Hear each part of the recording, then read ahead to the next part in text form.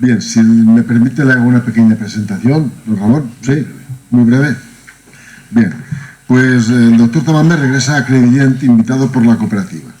Ya tuvimos la suerte de contar con él hace ahora 15 años, en el año 2000, con motivo de la celebración de nuestro 75 aniversario. Este reconocido economista fue uno de los firmantes de la Constitución Española de 1978 y actualmente es catedrático de la Universidad Autónoma de Madrid. El doctor Tamames es autor de decenas de libros de cabecera en materia económica y medioambiental, como el Diccionario de la Economía y Finanzas o El Grito de la Tierra, Biosfera y Cambio Climático.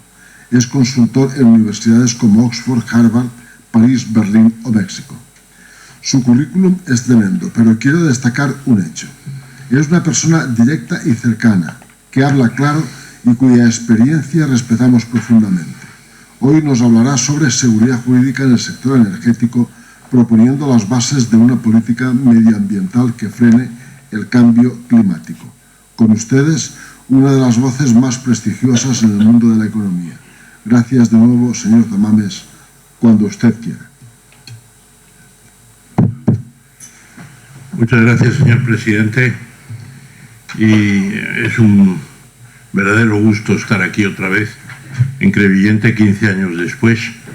Al firmar en el libro de honor de la casa, me he despedido diciendo hasta 2030, pero me han dicho que puedo volver antes al 2025, que serán los 100 años de la cooperativa.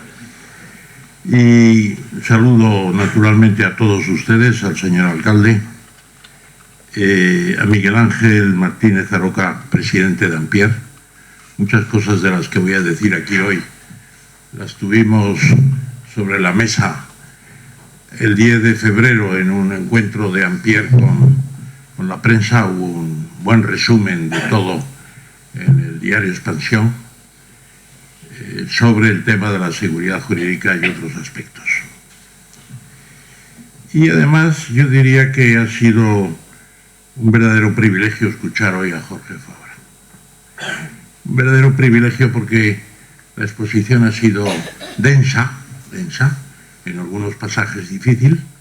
Hay que repasar, y yo propondría a los amigos de la cooperativa que editasen el texto para circularlo entre los socios que quieran leerlo, porque esto hay que repasarlo, no se aprende de una vez. Yo tengo un colega que supongo que mantiene buena relación con Jorge Fabra en la Real Academia de Ciencias Morales y Políticas, que es Jaime Terceiro Lomba, que ha escrito también sobre estos temas y está siempre machaconeando, valga la expresión, sobre la cuestión de las nucleares y las hidroeléctricas y la situación de absoluto privilegio que tienen hoy, y que efectivamente el coste de ese privilegio lo están pagando las alternativas, y especialmente las fotovoltaicas, lo cual a mí me ha gustado mucho la parte sobre la transición, las diversas generaciones que vienen, lo que llamaban los clásicos en la economía en el siglo XVIII y ya en el XIX todavía más, los costes de aprendizaje, los derechos de aprendizaje. Incluso hasta en las aduanas había un principio de la educación de las industrias que tenían que avanzar tecnológicamente para pasar después a una protección menor y llegar incluso al libre cambio. Ese era el proyecto en el arancel Figuerola de 1869, la base quinta, revisar cada 5 años para que las industrias no se apoltronaran y las que fueran avanzando tecnológicamente pudieran tener una protección mucho menor. Por lo tanto, ha sido una lección magistral, lo ha dicho el presidente, y sin ninguna razón de estar en un examen, como decía Jorge hace casi una hora, pues verdaderamente la nota es altísima y tendremos que estudiar su texto con atención. Entonces, hoy podríamos decir que nos encontramos efectivamente en una transición. En mi libro que ha citado el presidente, El Grito de la Tierra, calentamiento global y cambio climático, que es un poco la síntesis de varios trabajos anteriores sobre temas ecológicos y temas de cambio climático, pues yo he tratado de llamar la atención sobre estas cuestiones. Un día que estábamos en Valencia, Emèrit Bono, que es un amigo nuestro, catedrático de teoría económica, decía: Ramón, ese es tu mejor libro. Yo no sé si es mi mejor libro, pero es el que escribí con mayor entusiasmo, porque efectivamente estamos ante un reto extraordinario, un reto extraordinario. Y las perspectivas no son tan malas, porque estamos ante la posibilidad de que en diciembre de este año, en la cumbre del clima en París, que es lo que se llama la conferencia de las partes, en inglés COP, la COP21 en París, la reunión de los 193 países que han firmado el convenio marco de la conferencia de Río sobre cambio climático. Allí estábamos los representantes del Club de Roma, que excepcionalmente éramos dos españoles, el presidente de entonces, Ricardo Díez Hochlainer, y yo, que acababa de ingresar en el club, y estuvimos en la preparación y en la solemne ceremonia de la firma de la Convención sobre Cambio Climático. Vino después el Protocolo de Kioto de 1997, entró en vigor en el 2005, y hoy estamos en la fase de sustituir el Protocolo de Kioto, que igual se puede seguir llamando igual, o Protocolo de París de diciembre de este año, porque el gran problema es que, teniendo un conocimiento científico de la situación a través del panel intergubernamental del cambio climático, que ya ha presentado su cuarto informe el año pasado, y en donde efectivamente ya está claro que hay una situación de concentración de gases de efecto invernadero de carácter antrópico, es decir, producida por la industria y la actividad humana en general. Y el propósito del protocolo nuevo que tendremos es que el aumento de la temperatura respecto de la edad preindustrial no supere los 2 grados. Estamos actualmente en casi 1 grado ya de aumento, y se supone que en el 2030 tendríamos que estar ya en los 2 y no superarlo. Pero tal como están las tendencias actuales, podríamos llegar a final de siglo a 4,5 grados más. Y eso significaría un cambio irreversible de todas las situaciones y cuestiones climáticas. Entonces es un gran esfuerzo el que está en curso, un gran esfuerzo, y afortunadamente ya hay indicios muy buenos. El 23 de septiembre del año pasado hubo una concentración en Nueva York de 300.000 personas, según la estimación de la policía, con vuelos aéreos, y en esa concentración estaban pues actores de cine, el secretario general de las Naciones Unidas, expresidentes o vicepresidentes, mejor dicho, de Estados Unidos, Al Gore, que es premio Nobel de la Paz por esta razón.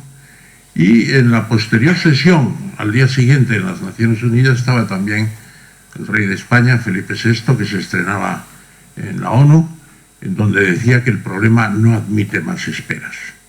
Y no admite más esperas porque los síntomas que tenemos de lo que es el cambio climático están ahí a la vista.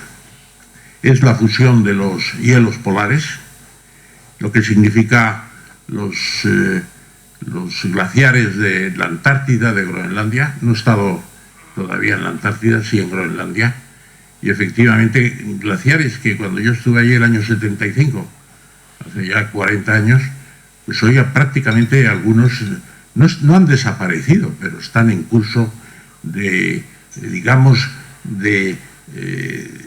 retraso hacia los valles muchos más altos, y ya no llegan al mar, sino que llegan los ríos. Ya no son glaciares como los que se desprendían poco a poco, como en el lago argentino hace el Perito Moreno, el gran glaciar de del Perito Moreno, que se mantiene casi incólume, es uno de los pocos ejemplos de glaciar que se mantiene.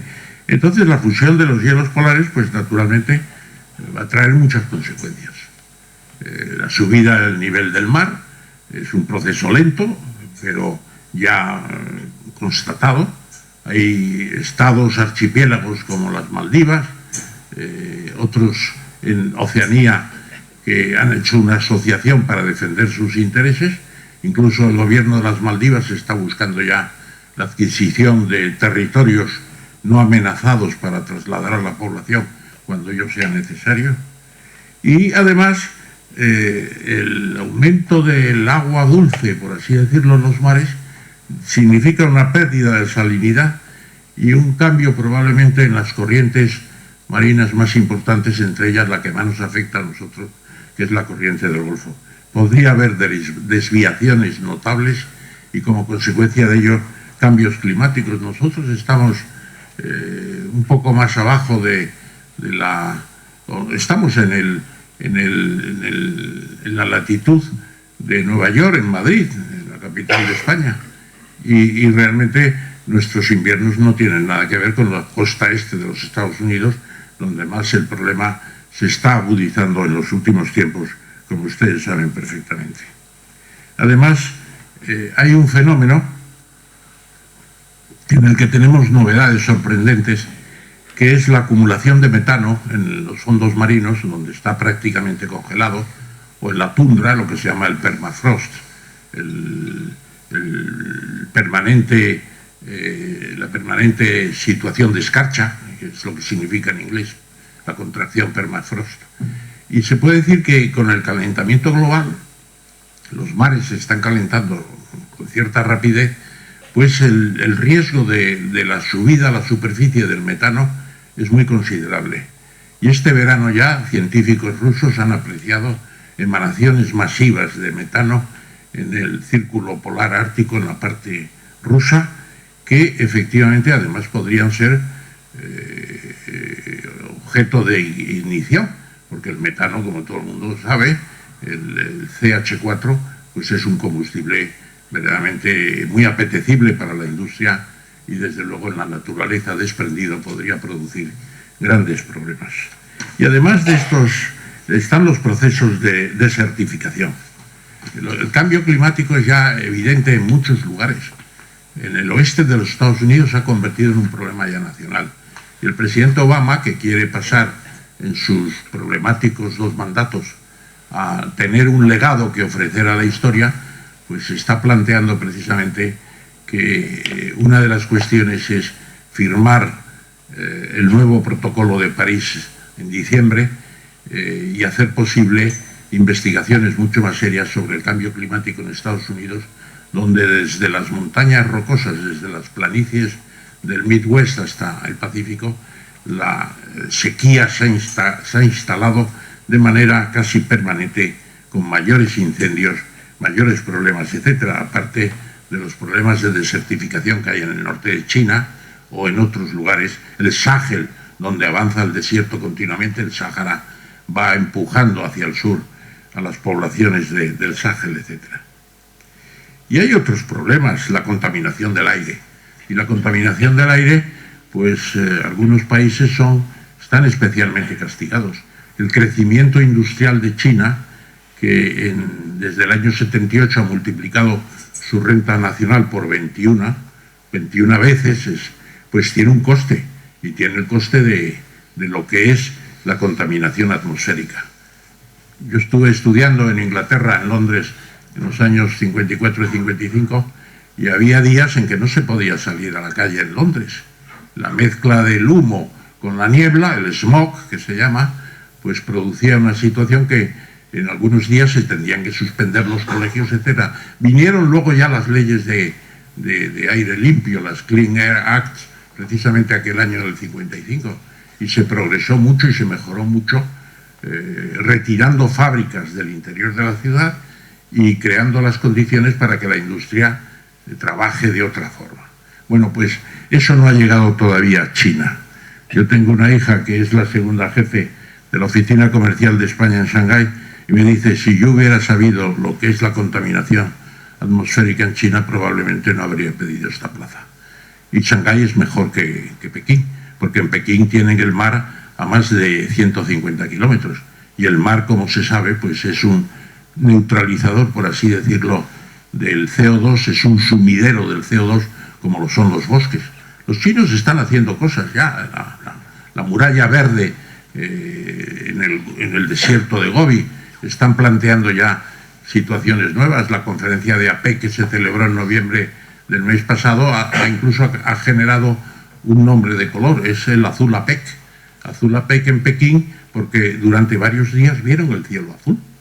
Pero se fueron los miembros de la Asociación Económica del Pacífico, entre ellos los presidentes de Rusia, de Estados Unidos, etcétera, y el resultado es que se volvió nuevamente a tener que poner en marcha los sistemas de purificación de aire que no sirven para gran cosa que hay en las casas.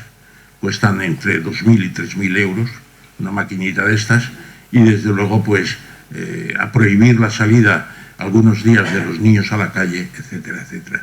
Es un problema de vida ya, de salud pública, y desde luego el Partido Comunista de China, que es el gran regulador del cambio en China, todavía seguramente por bastante tiempo, pues está tomando esto para hacer, dicen algunos, al lado de la bandera roja, la bandera verde. Pero estos son promesas, porque todavía no estamos en el punto de inflexión que se necesita en el país con mayor potencia industrial y ya con mayor PIB en términos de poder adquisitivo, que superó a Estados Unidos el año pasado.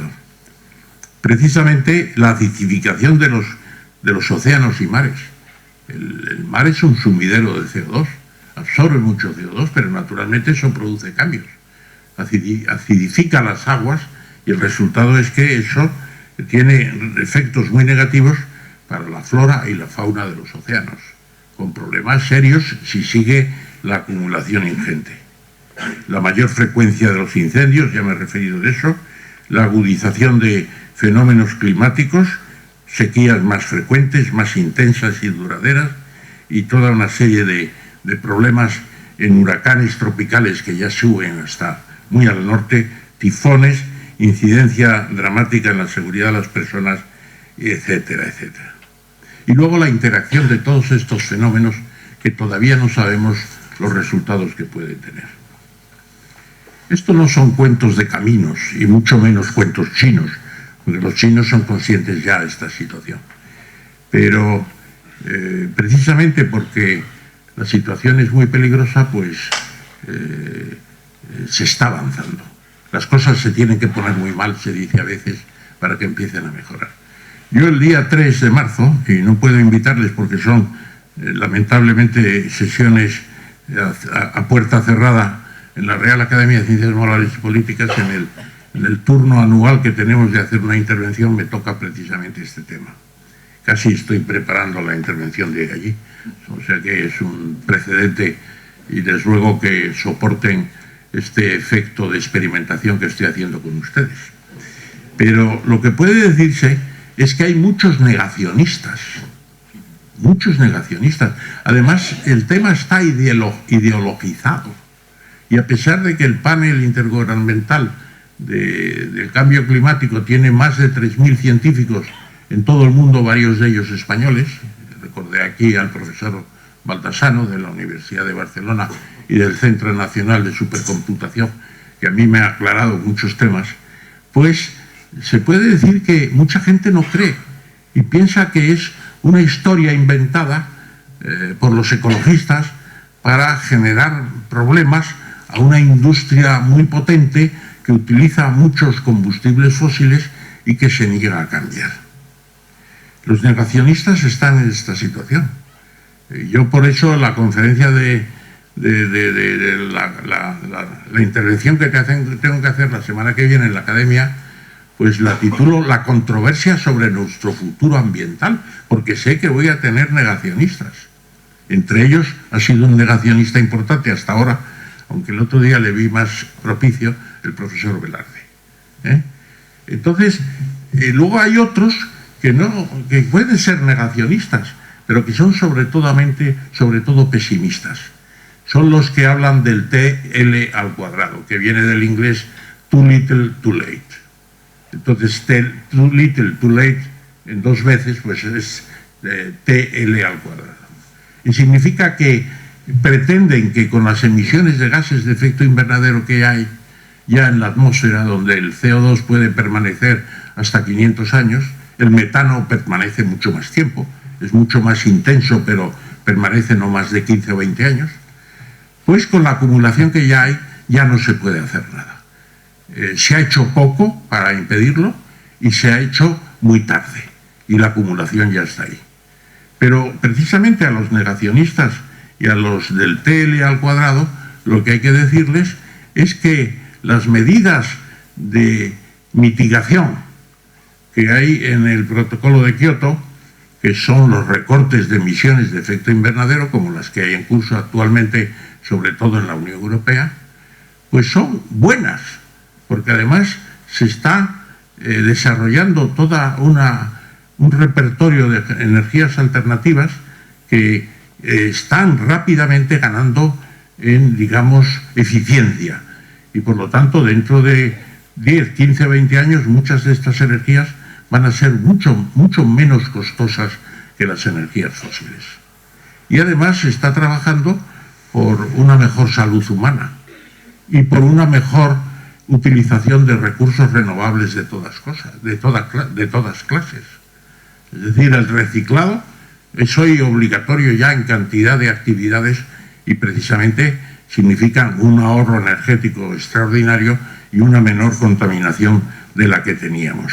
Por lo tanto, a los negacionistas y a los del TL2 no hay que luchar con ellos como si fueran fetichistas, que lo son en parte, ni tampoco como enemigos, sino convencerles de que pedagógicamente también, como ha dicho varias veces Jorge Fabra, pues pedagógicamente decirles que sí, que no tenemos total seguridad, pero que lo que se está haciendo con el protocolo de Kioto de mitigación y de adaptación es bueno per se y por lo tanto hay que ayudar.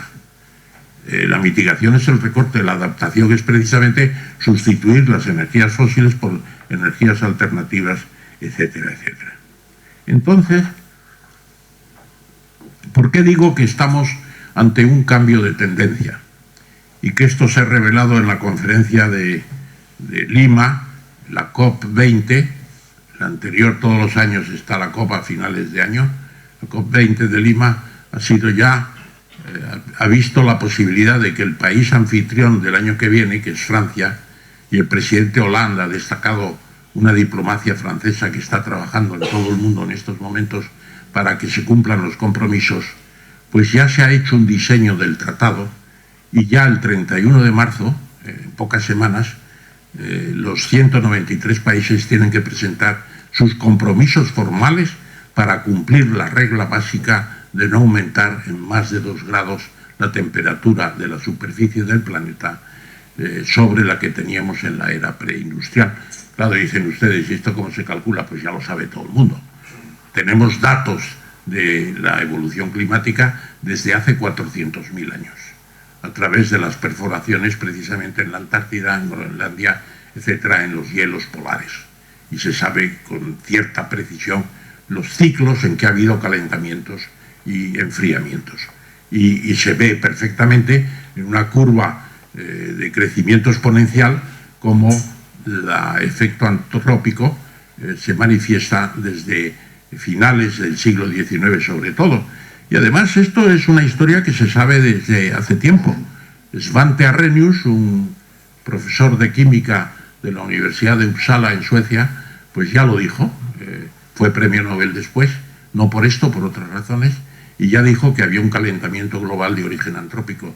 Y Brecker, un investigador norteamericano, es el primero que habla en 1975 de calentamiento global y de cambio climático, y ya es las Naciones Unidas, el año 92, en la Cumbre de la Tierra que mencionaba antes, de Río de Janeiro, donde se toma cuenta del fenómeno y se empieza a buscar soluciones al mismo.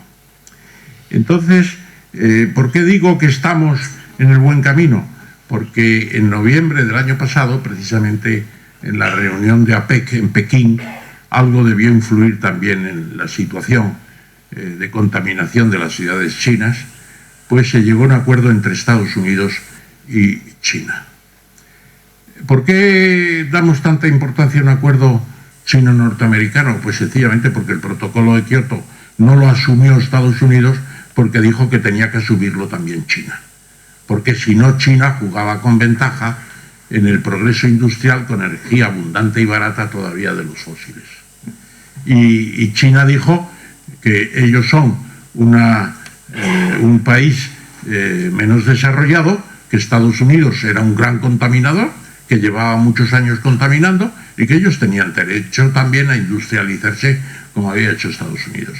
La situación en China ya ha cambiado, por lo que he comentado antes, y se llegó a un acuerdo en noviembre en la reunión de APEC en Pekín. ¿Y cuál es la base del acuerdo? Pues Estados Unidos ya se fija un proyecto de disminuir, me parece que es el 27% de las emisiones de efecto invernadero en el 2025 sobre el año 2005. Y Estados Unidos va a poder hacer eso. Los republicanos lo van a consentir en el Congreso, donde la ratificación del protocolo de Kioto chocó con lo imposible y no se pudo ratificar nunca por el Congreso de Estados Unidos. Bueno, pues ahí es donde el presidente Obama juega con la idea del veto, que las decisiones en contra de su política se pueden vetar. Acaba de vetar dos decisiones importantes, por ejemplo, el oleoducto de Canadá hasta Nueva Orleans, hasta Luisiana y Texas, el llamado oleoducto Keynot, me parece que se llama, y ese oleoducto lo ha vetado. Es un oleoducto que tiene una capacidad de casi 900.000 barriles de petróleo por día, como un 40% de nuestro consumo de petróleo, que está en 2,5 o 3 millones de barriles día. O sea, es un oleoducto de gran potencia. Y lo ha vetado porque están en contra los medioambientalistas norteamericanos de seguir con la explotación de las arenas petroleras de Canadá, que aparte de destrozar el paisaje, pues producen unas contaminaciones, porque naturalmente aquello no es un petróleo que salga limpio, limpio por así decirlo, el oro negro del subsuelo, sino que hay que destilar las arenas para obtener el petróleo, igual que hacíamos en Puerto Llano en los años 50 todavía, que destilábamos las pizarras bituminosas para obtener el carburante que se necesitaba en la época de la autarquía. Entonces, señora Huerta, y China, el acuerdo de China es mucho menos claro, porque ellos dicen, todavía estamos en una emisión de 7 toneladas y media por habitante en China. En Estados Unidos están todavía como en 14, y dicen todavía estamos contaminando poco, menos que Estados Unidos per cápita. Australia es el más contaminador, está en 18. Nosotros estamos en 6,5, un poco en la línea, no me acuerdo muy bien si por encima de la media de la Unión Europea. Alemania ha bajado mucho, Inglaterra ha bajado mucho, Francia ha bajado. Están cumpliendo el protocolo de Kioto. Nosotros teníamos derecho de aumentar todavía un 15% hasta el 2012, por ser un país menos desarrollado industrialmente, pero nos sorprendió la crisis y lo hemos cumplido prácticamente porque nuestra producción industrial pues ha caído de manera importante. Entonces los chinos lo que plantean es que a partir del 2030 ellos ya comenzarán la disminución de emisiones de gases de efecto invernadero. Y al mismo tiempo proponen que para el año 2030 el 20% de su producción de energía será de alternativas, sin emisiones de gases de efecto invernadero. Yo creo que China tendrá que cambiar esta propuesta y mejorarla mucho por la presión interna que van a tener. Y al mismo tiempo la Unión Europea ya tiene sus metas de llegar hasta el 40% de recorte de las emisiones de gases de efecto invernadero. Nuestra base está en 1990 siempre, es un esfuerzo importante, y aumentar las alternativas del 11 que está ahora de media al 27. Es un esfuerzo importante el que hay que hacer unas alternativas. Y yo creo que todo este proyecto que hay, que ha explicado Jorge Fabra, es un tema muy importante, porque además, no se ha dicho todavía en esta mesa, pero hay 11 reclamaciones internacionales en el CIDI, en el arbitraje del Banco Mundial, de empresas extranjeras, de fondos de inversiones extranjeros, etcétera, que exigen al gobierno español que abandone esta política de tener efectos retroactivos en una legislación que ha cambiado completamente la orientación inicial de 2007 para convertir las renovables en el malo de la película y castigarlo severamente. Cuando hemos visto que precisamente lo que hay que hacer es incentivar el avance tecnológico para tener un mix energético que realmente pues permita cumplir los objetivos de la política ambiental del planeta, que por fin nos estamos convirtiendo en una verdadera comunidad internacional para hacer todo esto. Esos son temas que están ahí, y yo diría que los que estáis en las energías alternativas, incluyendo la biomasa, que es muy interesante y que ha despegado menos, incluyendo la eólica, donde los avances son prodigiosos. Yo no sé cuál es la potencia media de los aerogeneradores españoles, pero no debemos estar ni siquiera en 1 megavatio por aerogenerador. Muchos de ellos son de medio megavatio. En los estrechos escandinavos, en las plataformas offshore, se está llegando a 10 megavatios por aerogenerador. Y la política eólica, más que abrir nuevos parques, seguramente sería incentivar el aumento de potencia donde la fuerza del viento lo haga posible. Y las experiencias que podamos tener en la zona de Tarifa, que es, como saben, la primera parte de nuestras instalaciones offshore, puede ser muy interesante. Podría extenderme mucho más, pero creo que la duración no lo aconseja, y que además, como ha dicho el presidente, vamos a tener un coloquio. Yo lo que creo es que efectivamente la conferencia de París de este año puede ser una gran esperanza. Estaba yo trabajando en estos temas y leí que el señor Arias Cañete, que es comisario de la Unión Europea para Energía y Cambio Climático, cargo importante, venía a Madrid. Y como me interesa el tema, y todas las semanas escribo un artículo en una sección que llamo Planeta Tierra, en el suplemento a Tu Salud Verde de La Razón, pues me pareció que era interesante ir allí. Y estuve en la sesión, que estuvo bastante bien organizada, con una acústica detestable, eso fue lo peor. Pero yo le pregunté y dijo dos cosas que yo todavía no tenía claro.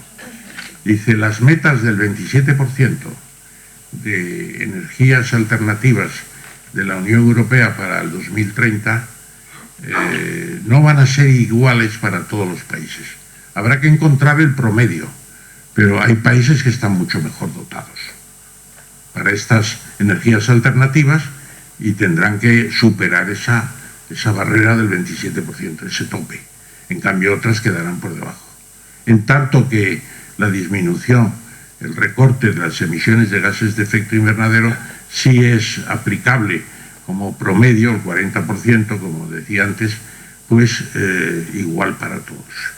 Eso es un tema importante porque significa que si efectivamente hubiera una transición y una reforma del mercado español de la energía, pues tendríamos unas perspectivas extraordinarias en nuestro caso. Hay que incentivar los avances tecnológicos, ganarse a pulso un prestigio en las industrias alternativas de que pueden ser más económicas en todos los aspectos que las economías fósiles. Y termino con la última parte, que es el enemigo permanente de esta evolución de la racionalidad, y son precisamente las energías fósiles. ¿Qué ha pasado en los últimos meses? En el mes de mayo del año pasado el Brent estaba todavía a $115 el barril. Yo siempre que hablo del barril digo que son 159 litros, para que la gente se acuerde de lo que es un barril, ¿no? Entonces, 115. No he visto a cuánto está hoy. Seguramente estará en 50 y tantos, ¿no? El barril. Bueno, esa caída de prácticamente un 50%, pues se debe a una serie de circunstancias.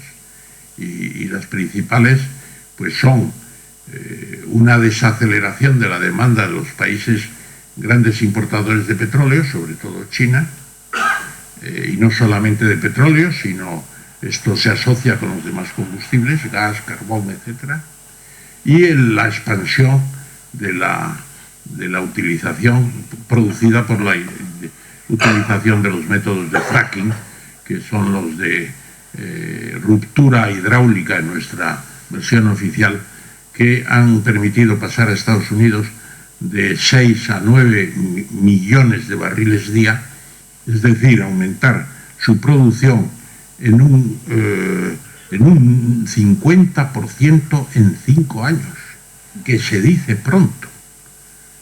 Y el resultado pues es que hay una superabundancia de combustibles fósiles, el llamado pico de Hubbert, que estamos esperando como a Godot hace años indefinidamente.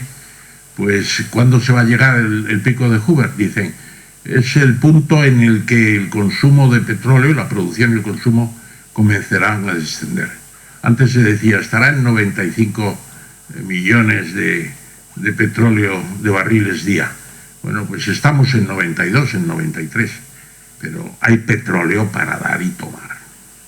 Entre las arenas de Canadá, los esquistos del Orinoco, el 20% que se estima de la producción actual que puede haber en el océano Ártico, etcétera, etcétera, la saturación de los mercados está asegurada. Hay una cierta saturación en estos momentos. Puede ser paliada. Hombre, pues hay factores, ¿no? La OPEP se está moviendo, pero la OPEP ya no es el monopolio que era antes, el cártel que era antes, porque la OPEP está en unos 30 millones de barriles días, que es la tercera parte. Pero también los del fracking en Estados Unidos están empezando a arruinarse muchos, porque a $50 el Brent o el West Texas International, un poco más bajo, pues no cubren gastos. Eran una buena inversión cuando estaba a 115, a 120, incluso más, pero ahora ya no. Entonces, eso es una nebulosa todavía. ¿Qué va a pasar con los precios de los combustibles sólidos, fósiles? Pero la tendencia es a que los precios no vuelvan a ser en algún tiempo los que fueron antaño.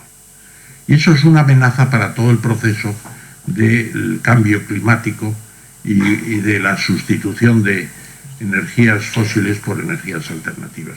La era de la abundancia y la baratura de los combustibles fósiles puede incidir otra vez. Hubo un retraso importante en los proyectos de las conferencias del cambio climático desde 2009 hasta ahora, sencillamente por la crisis económica. Y ahora, si viene la baratura, pues puede haber mucha presión para impedir que las tendencias de ir sustituyendo unas energías por otras sigan adelante. Pero yo creo que el compromiso que se ha firmado ya en Pekín, en la sesión de APEC, los planteamientos que vamos a tener el 31 de marzo cuando lleguen los datos a la Secretaría del Cambio Climático que está en Ginebra y empiecen a ver si entre todos los compromisos se llega al acumulado total. Es otra de las cosas que dijo Arias Cañete. El protocolo de París no va a ser un final, va a ser un comienzo de otra fase, porque habrá que ver cómo se modula todo eso para cumplir los objetivos. Pero yo el mensaje que quería dar, y con esto termino, es que estamos en un momento muy interesante este año, y si finalmente hay un acuerdo en París, entraremos en una etapa nueva, donde el negacionismo va a ser más difícil el TL al cuadrado va a ser más difícil y habrá un progreso indudable. Y hay que estar preparados para eso.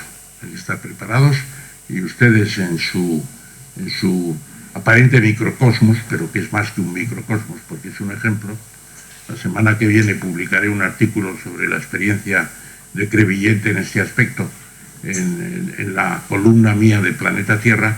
Pues tienen ustedes también mucho que decir con su ejemplaridad. No es frecuente encontrar una cooperativa así, no es por halagarles. Hay otras cooperativas extraordinarias como Mondragón o Covap o Coren, otras muchas, pero una cooperativa así es un ejemplo de que no hay que dejarse condenar por los oligopolios, ni por los precios excesivos, ni por las políticas que están primando una situación insostenible a largo plazo. Nada más y muchas gracias.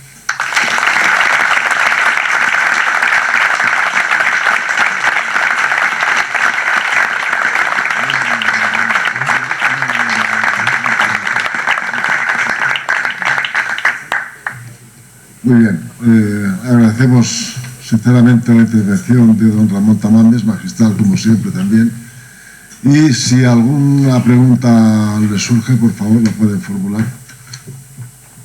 Sí, Antonio, por favor. Yo quería hacer una pregunta al señor Fabra, siguiendo el título de su conferencia de qué está pasando con la energía, ¿no? Yo querría preguntarle qué está pasando en estos días precisamente. Llevamos 3 días con una producción eólica superior a los 15.000 megavatios hora, que es casi un 40% del consumo total que tenemos en España. Y sin embargo, el precio, de acuerdo con la OMIE, de hoy, por ejemplo, está en torno a 30 euros el kilovatio. Durante estos 2 o 3 días se ha mantenido en torno a esa barrera, y sin embargo solo hace un año, con estos mismos datos, el precio del kilovatio estuvo en torno a los 6 euros.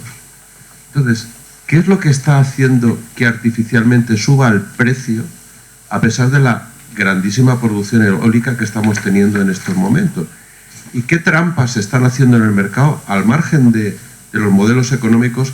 ¿Qué trampas se están haciendo para que los mismos productores de energía hidráulica son a su vez productores de energía atómica y de eólica, y cómo intervienen en el precio dejando de producir para reducir la oferta cuando interesa que el precio no baje? En fin, me gustaría saber qué es lo que está pasando en ese sentido.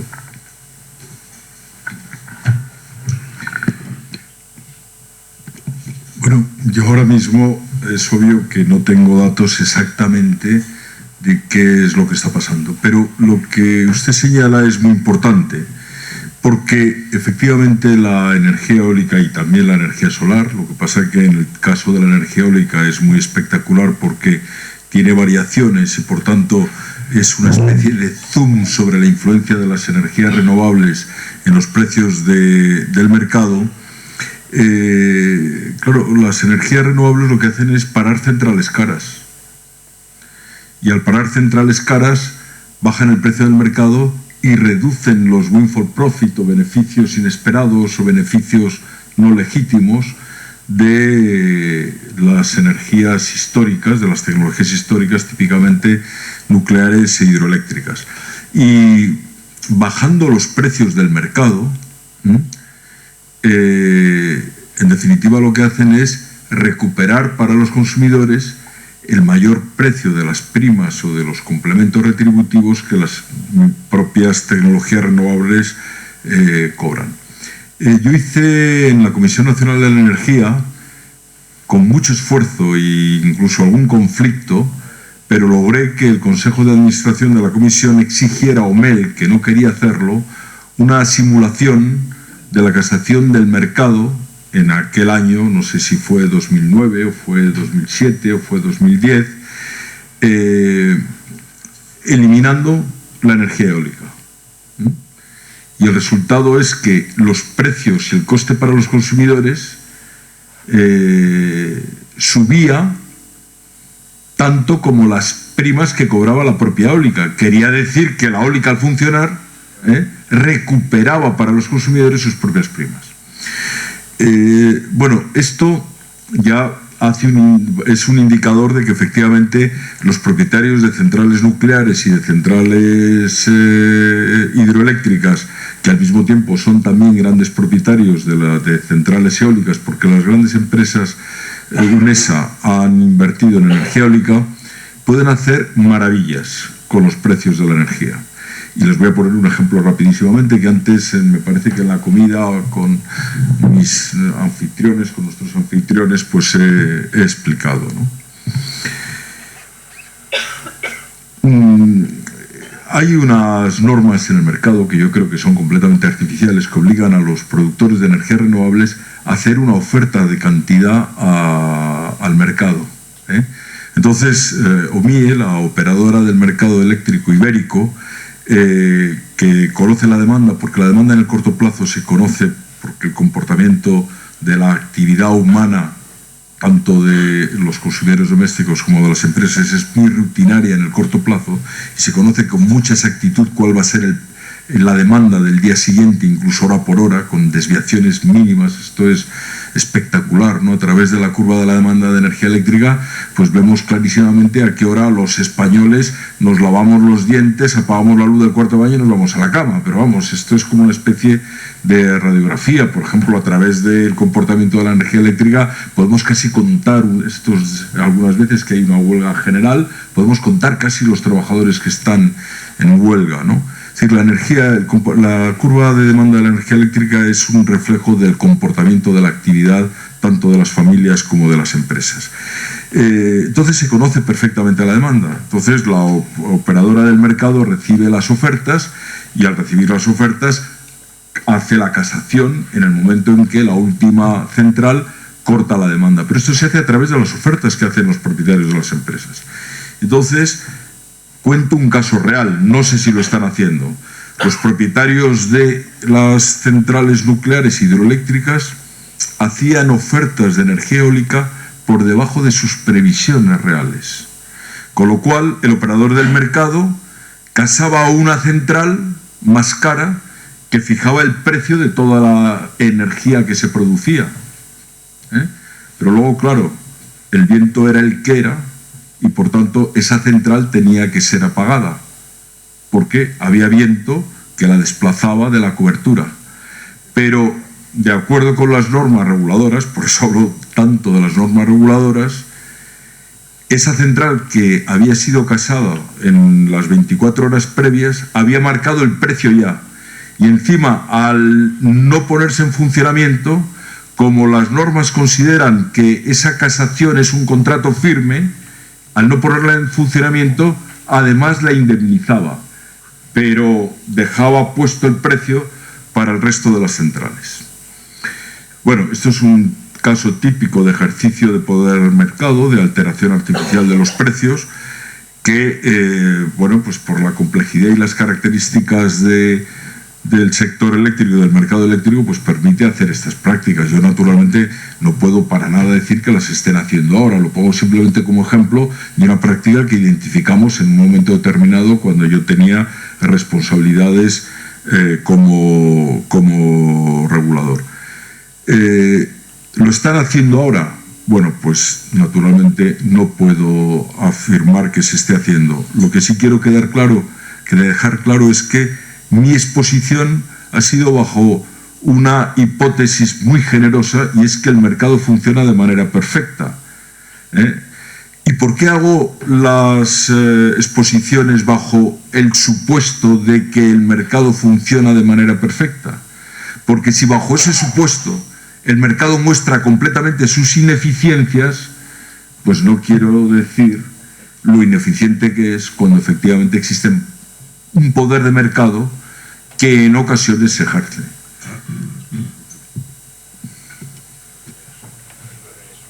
¿Alguna más, por favor?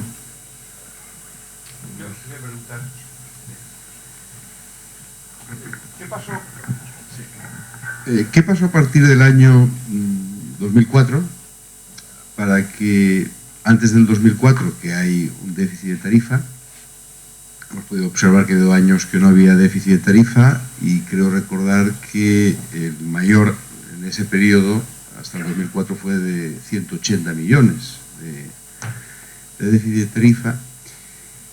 ¿Qué sucede a partir del año 2004 para que el crecimiento sea exponencial? Prácticamente todos los años se dispara.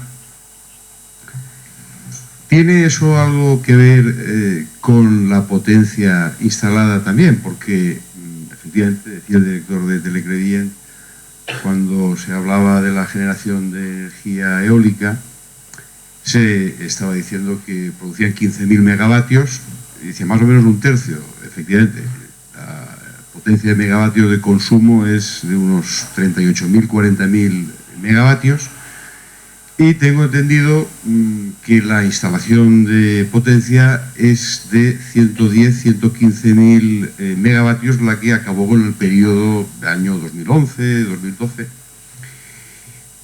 ¿Tiene eso algo que ver con que las inversiones que se han tenido que hacer para dar esa potencia que no se consume y que por lo tanto genera un coste de una inversión, tiene eso algo que ver con que no se haya alterado el sistema de retribución de las energías, la hidroeléctrica, la atómica, el que hay que devolver, pagar a quien ha hecho esas inversiones? Porque claro, el sistema ha hecho las inversiones y el sistema, con sus precios, tiene que retribuir a aquellos que han hecho las inversiones. Entonces, esa difícil calibración del consumo tiene ahora algo que ver con una rigidez, porque en su exposición yo veo claro que habría que hacer lo que usted dice. Entiendo que hay ahí unos sobreprecios para una generación de energía más tradicional. Las renovables aparecen penalizadas, no solo las renovables, porque las primas no son solo para las renovables. Hay también ciudades autónomas como Melilla o Ceuta, que están aisladas del sistema eléctrico y que hay unos sobrecostes, Canarias también, en fin. Entonces, las islas, hay unos sistemas de tarifa que al final todo va a parar ahí. Ciertamente lo que usted plantea lo veo razonable desde el punto de vista de lo que son las renovables, dentro de la carta del total, pues bueno, y más las fotovoltaicas. Pero bueno, por un lado, las inversiones, además de las primas, no solo de las renovables. Bueno, se ha tomado una medida de transparencia en la generación del precio, porque como bien decía también el director de Telecredient, y usted lo ha ratificado también, el sistema llevaba a situaciones de alteración del precio. De hecho, el gobierno sí que ha modificado el régimen de subastas y el régimen de control de consumo. Sin entrar ahora en cómo se asignan los precios, si es hidroeléctrica, si es térmica, si es fotovoltaica, formalmente entiendo que eso sí que se ha hecho bien, desde el punto de vista que la formación del precio, bueno, por ejemplo, se producían compras masivas de suministros de energía, porque había unos periodos trimestrales, quiero recordar, que era el periodo justo cuando se iba a hacer el promedio del coste de la energía, se producían grandes compras, esas compras generaban un precio del kilovatio, pero claro, uno iba a ver los costes diarios y por hora de los kilovatios en el trimestre anterior y resulta que eso no tiene nada que ver con el momento en el que se tenía que fijar el coste. Entonces, lo que hay ahora, que produce la opción de consumo medida con contadores, o bien una serie de promedios previos a lo largo del año que tú te acoges a la tarifa y eso fija un precio, te da una estabilidad y son medidas en definitiva antiespeculativas. Claro, eso no modifica el tema del precio, después cómo se retribuye al generador de la energía, que es el otro problema que usted ha planteado. Por tanto, entiendo que hay, en principio, con la modificación del sistema eléctrico por parte del gobierno, una mejora en la transparencia. De hecho, han tenido que devolver dinero por primera vez en España las eléctricas, más de 3.000 millones el año anterior. Por tanto, formalmente entiendo que ha habido una mejora. Ya no tengo tan claro el sistema discriminatorio, que por su explicación parece que sí, pero claro, no entiendo si además hay cuestiones de inversión y termino con esto, en lo que ha sido el aumento de potencia, supone que se tenga que retribuir la generación de energía tradicional, porque han sido esas empresas las que a su vez han hecho unas inversiones que, si no hay consumo, no se pueden amortizar, y al final se están amortizando por vía de un sobreprecio de mercado a la hora de retribuir. No sé si me he explicado suficientemente bien o... Sí. Bueno, la eliminación de las subastas CESUR efectivamente fue una medida adecuada. Mis cálculos sobre el sobreprecio que esas medidas, que esas subastas producían sobre los consumidores, pero calculadas además trimestre por trimestre, al principio eran semestrales, luego fueron trimestrales, han producido en media, durante el periodo en que estuvieron vigentes, desde julio de 2009 hasta el año 2013, han supuesto un promedio de encarecimiento para los consumidores del 15%. Del 15%.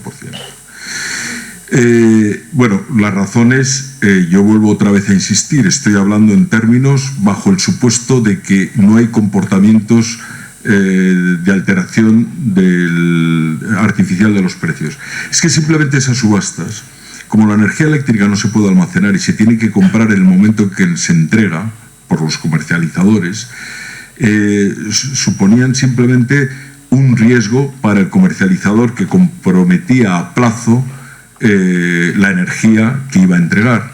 Y por tanto, como el mercado es muy volátil, lo que hacía el comercializador era cubrirse con una prima de riesgo para evitar entrar en pérdidas, porque además hablamos de cantidades muy grandes y una pequeña desviación pues podía implicar incluso la insolvencia de los comerciales. Con lo cual, esas subastas lo que pasaba es que daban una garantía al consumidor de que su precio iba a ser estable, pero con un coste muy alto, que además el consumidor pues no solicitaba, porque si uno quiere asegurar su coche, pues lo asegura a todo riesgo, pero si no lo quiere asegurar, lo asegura simplemente a terceros.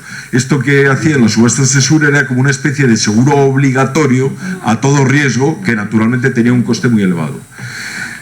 Por tanto, hizo bien el gobierno en quitarlas, y efectivamente eso ha contribuido a moderar los precios en el mercado. He de decir que los cálculos que yo he hecho es antes de las subastas de CESUR. Es decir, que las subastas de CESUR eran a más sobre las explicaciones que he dado. Sobre el tema de la potencia instalada hay que tener mucho cuidado, porque no hay que confundir la potencia instalada con la potencia firme. Por ejemplo, la potencia instalada de fotovoltaica, pues no sé cuánto estará, tú lo sabrás. 4.500 megavatios de potencia instalada. Bueno, pues la potencia firme de los 4.500 megavatios de potencia instalada fotovoltaica son 0. Y lo relevante desde el punto de vista de la cobertura del sistema es la potencia firme. La potencia instalada de energía eólica, pues no sé exactamente en cuánto está, pero puede estar en 40.000 megavatios, me decís. Bueno, pues la potencia firme que aporta la eólica es el 20% de los 40.000 megavatios. Con lo cual hemos quitado, ¿cuánto hemos quitado? 22.000 o 32.000 de eólica, hemos quitado 4.000 de fotovoltaica, otras renovables tendríamos que seguir, con lo cual, cuando se compara la potencia, que está en torno efectivamente entre 40.000 y 45.000 megavatios, con la potencia nominal, estamos haciendo una mala comparación. Hay que compararla con la potencia firme. Y cuando hablamos, por ejemplo, y esta es una discusión que he tenido muchas veces, dice, es que a pesar de eso seguimos teniendo un exceso de potencia invertida. Y entonces dice, claro, con un exceso de potencia firme, ¿cómo vamos a seguir invirtiendo en energías renovables? Es que las energías renovables no aportan potencia firme. Por tanto, el incremento en renovables no incrementa la potencia firme que necesita el sistema. Las renovables lo que sustituyen es el combustible. Y la potencia firme que existe se queda pues para dar backup al sistema, porque las renovables son intermitentes y son dependientes del viento y de la radiación solar. Y por dar ese servicio de disponibilidad reciben un precio que les permite recuperar sus inversiones, que además es completamente independiente de su producción, que son los pagos por capacidad, lo he señalado en las transparencias. ¿Por qué hay un exceso de potencia, que no son los 110.000, sino es mucho menos respecto a la potencia existente? Por dos razones. Primero, porque ha habido una burbuja en inversiones en ciclos combinados. Hubo una carrera por parte de las empresas incumbentes por invertir a toda carrera en ciclos combinados, que se consideraba en aquellos momentos la tecnología emergente, porque aumentaba los rendimientos termodinámicos de las centrales térmicas convencionales, y porque de esa manera hicieron una carrera de captura de cuota de mercado. Y frente a unas previsiones que se podían seguir por la planificación del año 2002 de la potencia renovable, de las inversiones en renovables, que eso sí estaba sometido a planificación, claro, el resto tenía que ser, para cubrir las previsiones de demanda, tenía que ser energía térmica. Bueno, pues pero, por tanto, indirectamente se planificaba también la potencia térmica, indirectamente, por defecto. Sin embargo, claro, las inversiones térmicas eran libres, se había liberalizado, entre comillas, el mercado. Bueno, pues la planificación esa indirecta que nacía de la planificación de las renovables indicaba que los inversores en ciclos combinados tendrían que haber invertido en torno a 14.000, 16.000 megavatios de ciclos combinados. Bueno, hicieron una carrera, hubo una burbuja y las inversiones en potencia de ciclos combinados alguien me lo va a decir porque veo que aquí hay mucha memoria, pero deben estar en torno a 24.000 o 25.000 megavatios, con lo cual casi 10.000 megavatios de ciclos combinados por exceso. Pero invirtieron bajo ese régimen regulatorio, a su riesgo, y por consiguiente nada pueden decir porque ellos asumieron sus propias decisiones. Y ese exceso de potencia firme en este caso proviene de ese exceso de inversión en ciclos combinados que se ha agudizado por la crisis, que ha producido una caída de demanda muy importante. Con lo cual, la burbuja, por malas decisiones libremente tomadas por las empresas UNESA en sus inversiones en ciclos combinados y por la caída de la demanda de energía eléctrica, pues efectivamente estamos en una situación de sobredimensionamiento. Pero claro, esto que se justifica para el parón de las renovables carece de sentido, porque es que las renovables entran hoy al precio del combustible. Y tiene la palabra el profesor Tamames. Yo quería decir a propósito de esto que a poco que vamos entrando en la regulación, en este mercado diabólico, porque es diabólico, realmente esto se explica y mucha gente dirá, pero ¿cómo es posible? ¿Cómo es posible haber creado un mercado como este, ¿no? Hasta no sé qué fecha teníamos las tarifas tope unificadas, que era una cosa muy sencilla y que se abandonó luego con los sistemas que han ido viniendo.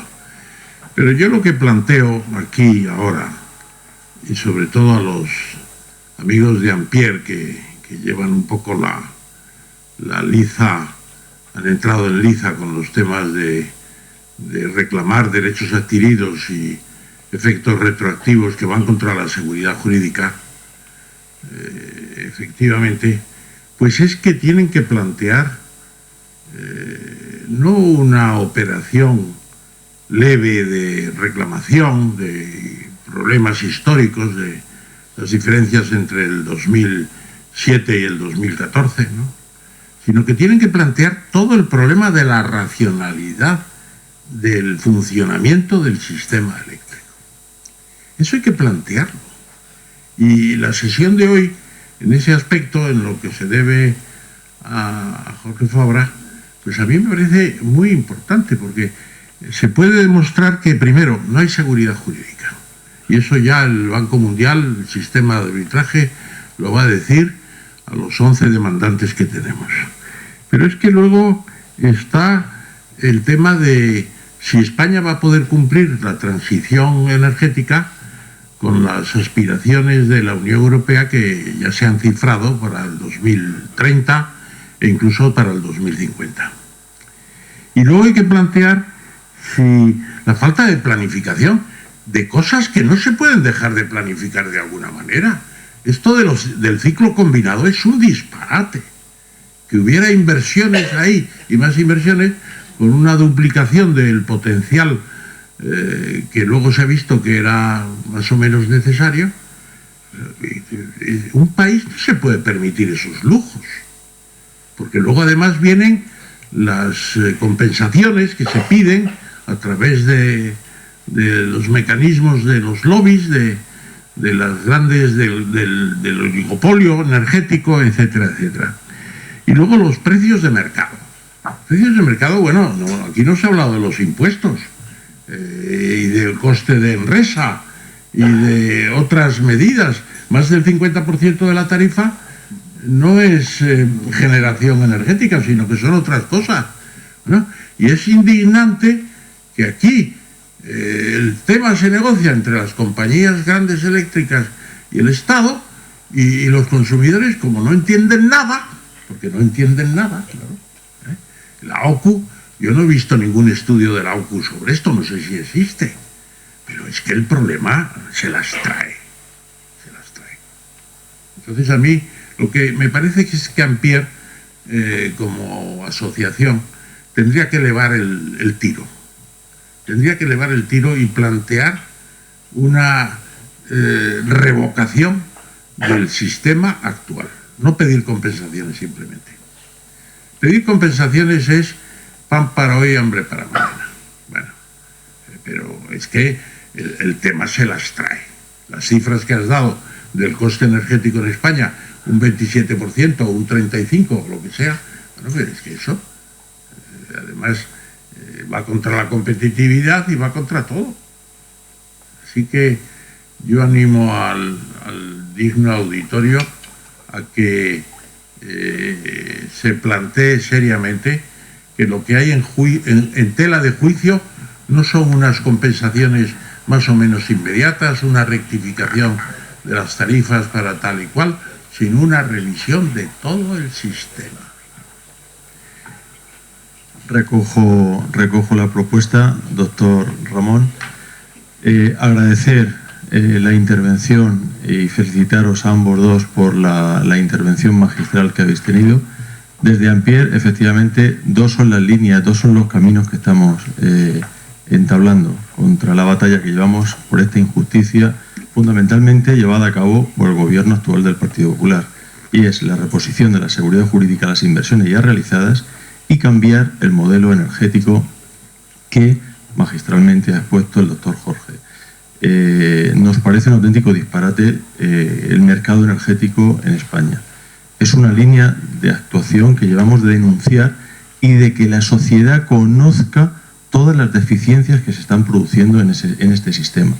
Estas jornadas, estas charlas que habéis llevado a cabo se están produciendo en todas las comunidades. ¿Para qué? Para que la sociedad pueda conocer el drama que hemos sufrido los productores fotovoltaicos, pero la enfermedad que adolece el sistema energético español. Efectivamente, dos son nuestras actuaciones y así lo estamos llevando. Yo quería aprovechar para hacer una pregunta a cualquiera de los dos. Estamos asistiendo a que todas las fuerzas políticas principales que hay ahora mismo en España, estoy hablando de PSOE, Podemos, Izquierda Unida, UPyD, Ciudadanos, en su programa están prometiendo ya y en sus discursos reponer la seguridad jurídica a las inversiones fotovoltaicas renovables en general y además cambiar parte del sistema energético. Mi pregunta es, ¿sería necesario auditarlo previamente antes de proceder por parte de estas fuerzas políticas a esa modificación o a esas subsanaciones? Hombre, yo creo que Además, en el peor de los casos, algún escéptico cínico podría decir contra el vicio de pedir está la virtud de no dar, ¿no? O sea que el máximo riesgo que se corre es que no cambien nada, cosa que pueden intentar hacer sin que haya estas reivindicaciones y estos planteamientos de racionalización del sistema. Otra cosa son los programas políticos de los partidos. Otro cínico, con todo el cariño que le teníamos, el profesor Tino Galván decía: los programas se hacen para no cumplirlos. Bueno, y luego la mayoría de los programas son farragosos, tediosos. Hay un programa de un año concreto, que yo estoy estudiando un poco este tema, que tiene 520 páginas, y si un ciudadano se leyera las 3 o 4 propuestas en una comunidad autónoma, pues serían 1500 páginas, que no las leería en muchos meses de su vida anual. Entonces, es una operación que hay que asumir con un constructivo escepticismo, pero puede ser una operación importante. Pero hay que llevarles la pedagogía, porque no lo saben. Esto no lo saben nada más que muy pocas personas. Lo que está pasando lo saben los magos, ingenieros porque no son ingenieros tanto de... Se hablaba mucho de la ¿cómo se llamaba cuando la contabilidad creativa? Bueno, pues esto no es un caso de contabilidad creativa, es un caso de mercado creativo para los intereses del oligopolio, punto. Y entonces, lo que hay que hacer primero es enseñar lo que está pasando, explicar lo que está pasando. Y eso es muy difícil. Hoy hemos tenido una sesión muy buena, pero enseñar eso a los partidos políticos, pues efectivamente tiene que haber un lobby muy poderoso que pueda apoyar eso, y vosotros sois, al fin y al cabo, también sois un lobby, pero tenéis que buscar también a los eólicos y tenéis que buscar a los de la biomasa, y tenéis que buscar a los de la maremotriz, que todavía aquí existe muy poco, y la geotérmica y la madre que los parió, para decirlo y abreviar la lista, ¿no? Pero realmente es una operación dura. Eso sí que tenéis que asumirlo sabiendo en lo que os metéis. Y yo, completando la intervención del profesor Tamames, buscar también como aliados a los consumidores, y además a los grandes consumidores, porque tienen una enorme confusión. Y efectivamente, transmitir la idea de que los responsables del agujero, del sumidero por donde se está yendo el dinero, son las tecnologías baratas y no las tecnologías caras, es muy poco intuitivo y cuesta mucho explicarlo. Por eso hay que poner un cuadro donde se vea que el agujero no está en las renovables, sino está en otros sitios. Decías si habría que hacer una auditoría del sector. Bueno, yo aquí me parece muy importante decir algo que voy a decir ahora. Las empresas eléctricas, Unión Fenosa, Endesa, Iberdrola, Gas Natural, Unión Fenosa, Iberdrola, Endesa, Hidrocantábrico y Viesgo, son empresas magníficas. Han dado un ejemplo desde el punto de vista técnico verdaderamente impresionante a todo el mundo. Tenemos el sistema hidrográfico más eficiente que pueda uno imaginarse. La capacidad de regulación de nuestras explotaciones hidroeléctricas, hecha por los ingenieros españoles desde 1900, es verdaderamente espectacular. Las explotaciones del Duero, del Tajo, del Ebro son espectaculares. Los rendimientos de nuestras centrales nucleares están a la cabeza del mundo. Es decir, estamos ante empresas enormemente eficientes. El problema no son las empresas, el problema es la regulación. Una regulación que efectivamente las beneficia, pero casi diría que la obligación de toda empresa es optimizar su posición en la regulación. Y a veces no es criticable que hagan eso porque es su responsabilidad. Lo que hay que hacer es modificar la regulación. Los culpables de lo que pasa no son las empresas. Los culpables son las malas normas que regulan el funcionamiento de esas empresas. Es cierto que las empresas están interesadas en mantener esa regulación porque les beneficia, pero las empresas nada deberían tener que decir cuando hablamos de normas y de leyes. Eso solamente lo tienen que decir los ciudadanos con su voto y el gobierno y el parlamento con su actividad. Entonces aquí el problema, ¿cuál es el problema con una auditoría económica? Las empresas tienen auditorías económicas hechas por las mejores auditoras y por tanto sus balances reflejan fielmente sus estados financieros. Pero es que lo que habría que hacer es una auditoría regulatoria. Es decir, han tenido unos ingresos de acuerdo con un sistema regulado que en 1997 hasta el año 2005 les pagó 8.500 millones de euros en compensación por el cambio regulatorio. ¿Dónde ha ido ese dinero? Ese dinero amortizaba el conjunto de instalaciones que se habían invertido desde 1900 hasta 1997. Unas instalaciones estaban amortizadas.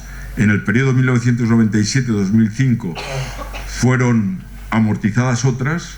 Las que ya estaban amortizadas fueron sobreamortizadas. Pero es que la sobreamortización no deja rastros en la contabilidad. Mientras que las que estaban en ese paquete amortizado, en la contabilidad estaban pendientes de amortizar, en la contabilidad fiscal y contable. Por eso insisto siempre en hablar en términos económicos, porque las inversiones, los empresarios que invierten, lo recuperan no solamente a través de las amortizaciones fiscales, sino a través de las amortizaciones fiscales, pero de las reservas, de las provisiones y de los beneficios repartidos. Y el conjunto de las instalaciones anteriores a 1997, el conjunto, la suma de esos activos, ha recuperado sus inversiones, con independencia del reflejo contable que haya tenido en sus balances. De tal forma que las empresas, frente a las autoridades reguladoras, presentan sus balances perfectamente auditados y además de manera ortodoxamente auditados y dicen: mire ustedes, las centrales nucleares no están amortizadas.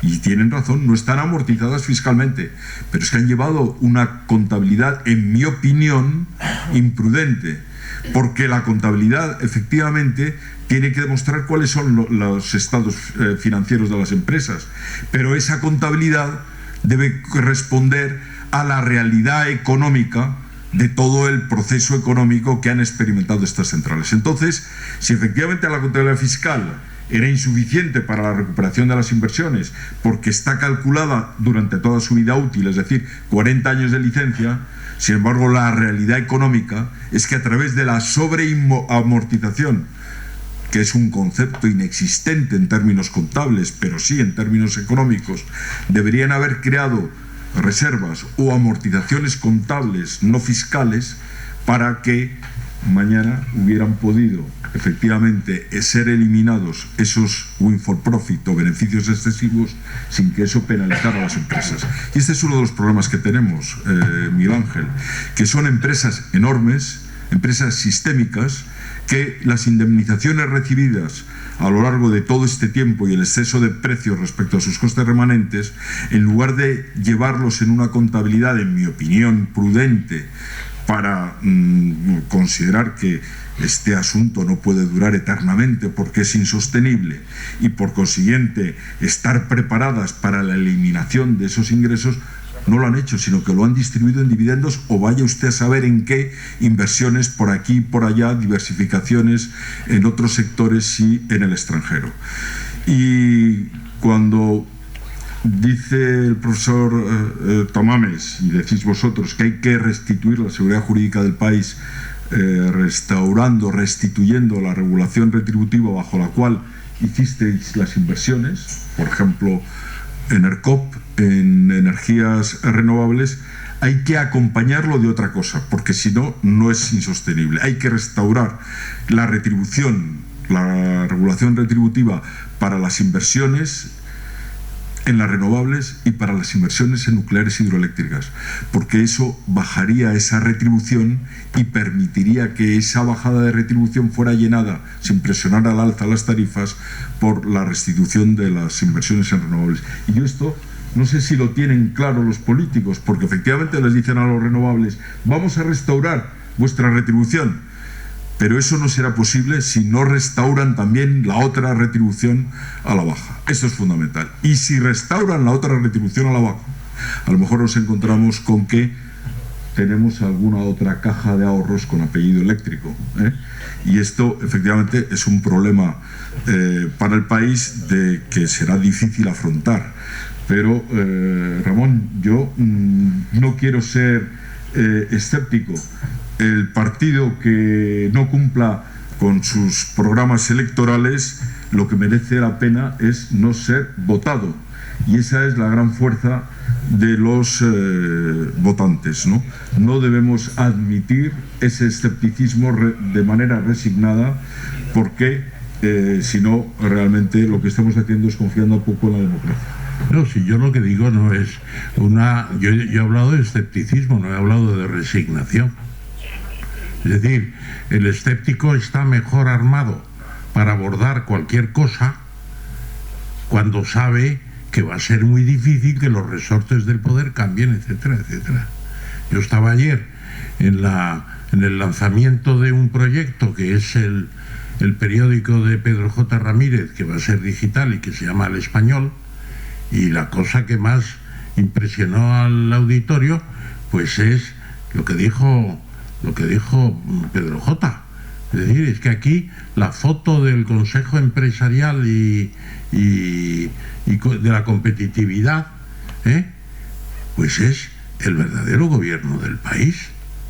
E incluso cuando se hacen la foto está el presidente presidiendo, y el presidente del gobierno anda por ahí al lado, pero no. El presidente, y luego el poder económico, pues es un poder muy fuerte, y en España se ha concentrado mucho, Entonces no hay que hacerse ilusiones. Esta es una batalla muy dura, y hay que ir con ella con muchas pilas cargadas, para que el escepticismo no te lleve a abandonar y tirar la toalla al comienzo de la batalla, ¿no? O sea que la cosa es muy seria, muy seria. Y efectivamente, yo hice el análisis de los monopolios en España cuando era jovencito, ¿no? Mi tesis doctoral en Derecho, que luego se tradujo en un libro, y luego hice otro sobre la oligarquía financiera.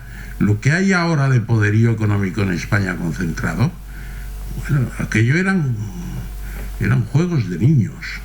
Y además entonces el Estado, en una dictadura, pues era muy fuerte, que naturalmente influían en el Estado, como ahora influyen en el Estado los grupos de poder, pero la concentración del poder económico es muy fuerte. Y empezando por los partidos, están todos endeudados con los bancos, les han condonado las deudas. Ahora ya eso teóricamente está prohibido, pero toda la reforma bancaria pues está también influida por el maridaje de los partidos políticos y las instituciones financieras. Vamos a dejarnos de historias, ¿no? O sea que hoy, por citar algunos nombres, ¿no? Pues el señor Fainé, la doña Ana Patricio y don Francisco González, pues ese es el trío del poder, ¿no? O sea, muy importantes. Yo quiero una intervención. No voy a hacer ningún debate aquí de perdulería, ni, en fin. He intervenido exclusivamente hablando de cuestiones técnicas. Por favor, un poco de respeto y que podamos intervenir. Aún no ha terminado, creo, la reunión. Y creo que hemos hablado todos desde el respeto. Lo más breve posible. Sí, va a ser muy breve. Y he intervenido, como ha intervenido el señor Fabra, que ha estado en gobiernos también anteriores, desde el área sectorial eléctrica, y creo que hemos hecho autocrítica todos. Creo que le he dado la razón en la exposición. Quiero decir que desde el ayuntamiento nuestro hemos planteado escritos, y creo que con cierto consenso con los grupos, reivindicando la posición de las fotovoltaicas y defendiendo el espacio de la cooperativa eléctrica. Y creo que este es un problema complejo, que no se simplifica aquí diciendo estamos en este partido o estamos en el otro. Creo que no, porque el señor Fabra pues ha estado también en unos gobiernos en los que ha colaborado desde el área del sector eléctrico en la gestión pública. Se ha criticado mucho. por eso digo, y ha estado y lo ha criticado, y usted aquí ha dado la razón de algunas cosas buenas que ha hecho este gobierno. Yo le he dado a usted la razón de que la explicación que ha dado creo que es racional y es correcta, la prima que hay que hacer con las renovables. Pero en fin, no creo que sea aquí correcto ahora que todos los males se diga que es del actual gobierno y que ahora partido y el otro, por una cuestión muy sencilla, que lo va a saber todo el mundo, comenzando por los primeros damnificados con las fotovoltaicas. Creo que quien abrió la espita contra las fotovoltaicas fue el anterior gobierno del Partido Socialista. Vamos, que ahora aquí se haga un listado de partidos, y no digo los demás, y no quiero entrar en temas de partidos, pero claro, pero se ha hecho un ataque tan directo a un partido que yo represento, que lógicamente creo que la dignidad lleva que pueda intervenir con el respeto a todo el mundo. Creo que aquí hemos venido para hablar de cuestiones de energía, para problemas de la gestión de la energía. Hay puntos fuertes y débiles desde hace años y hemos visto una evolución del sistema de tarifa y hemos venido a hacer autocrítica. No creo que vengamos aquí a hacer propaganda de nadie. Muchas gracias. Señor alcalde, yo no... vale. No creo que... Oye, perdóname, porque el alcalde yo creo que si no hablaba por usted será por otro.